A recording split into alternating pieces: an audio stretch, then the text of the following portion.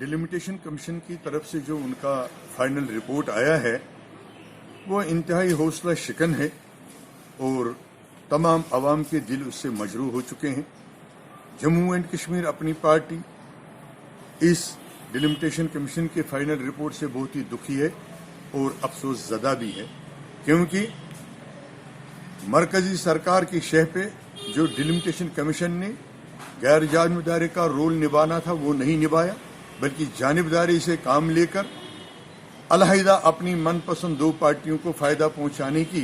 जो हिदायत थी उनको मरकजी सरकार की, तो डिलिमिटेशन कमीशन ने उस पर मुकम्मल काम किया है और सिर्फ दो पार्टियों को फायदा देने के लिए ये फैसला लिया गया है, ये रिपोर्ट तैयार की गई है। लगता है कि मरकजी सरकार किसी भी सूरत में इस बात पर मुतमईन नहीं है कि पूरी यूटी के अवाम को इकट्ठे रखा जाए, मुत्हिद रखा जाए। जम्मू डिवीजन को 6 सीटें दे दी गई, हमें सिर्फ 1 सीट दे दी गई, जबकि आबादी का तनासुब हमारे पास ज्यादा है। इतना ही नहीं, हमारे तवारीखी नाम जो है कॉन्स्टिट्यूएंसीज के वो तब्दील किए गए। और सबसे जो बूंदा मजाक उन्होंने किया डिलिमिटेशन कमीशन ने, बड़ा अफसोस है हमें कि उन्होंने हमसे ऑब्जेक्शंस मांगी, मिलने को कहा, तो जेन्युइनिटी मांगी। तो हमने जब जेन्युइन ऑब्जेक्शंस वहां पेश की, बहस मुबासा उस पे हुआ और हमें यकीन दिया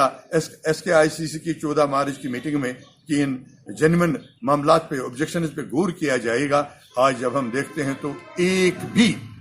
उस जेन्युइन सजेशंस को, ऑब्जेक्शंस को तस्लीम नहीं किया गया है, बल्कि जो डिलिमिटेशन कमीशन ने पहले किया था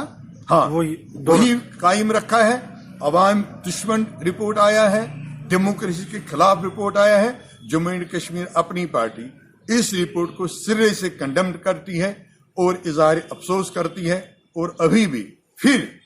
मरकजी सरकार से, हुकूमत हिंद से मुतालबा करती है कि ये जो आप लोगों को आपस में तकसीम करने,